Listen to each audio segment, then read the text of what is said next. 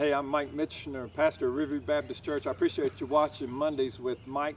I've been privileged to be around some great leaders, not necessarily famous leaders, and they come and go, but hopefully you've had in your life the chance to be trained by, to follow, to study some great leaders. And I've found that most of them have just a few core things in common. They may look different, taste different, function a little differently. Shahn Wilburn just celebrated his 40th anniversary at Riverview Baptist Church. In his retirement sermon, he was still leading. He was loving his people. He was leading his people.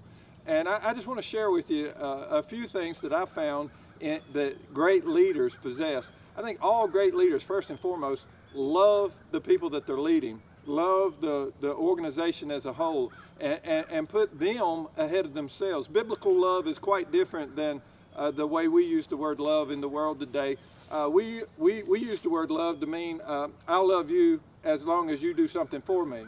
But Jesus kind of loved the biblical love. Great leaders lead with a love that says, I'm going to love you no matter what, and I'm going to put your needs ahead of my own. It's a servant leadership that Jesus demonstrated. He called his disciples to carry on also. So great leaders love well. They also, as they love someone, learn that person. If you love somebody, you'll slow down and learn about them.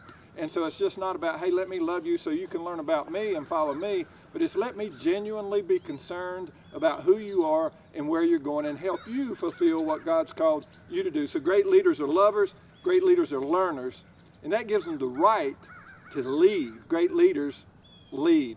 And oftentimes we can get in the way of our own leading, and great leaders such as Shahn Wilburn and others, they don't do that. They're just always leading their people. Yesterday, in Shahn's kind of farewell message, it was really about honoring him and his wife. And what did he do when he took to the pulpit? He led the people by saying, this is where we've been, but this is where we're going. And let's go there humbly, godly way. And he was still leading, and will be even after today. He'll always be leading because he's a great leader. And so hopefully you've been privileged to know some great leaders. If you haven't, find some and study them. They're not necessarily world famous, but they're in your life. And if you're desiring to be in that role, just start loving people, learning people, and then leading them, and see what happens. God will use you as you make yourself available to him. Hey, listen, I appreciate you watching Mondays with Mike, and never forget, you're greatly loved.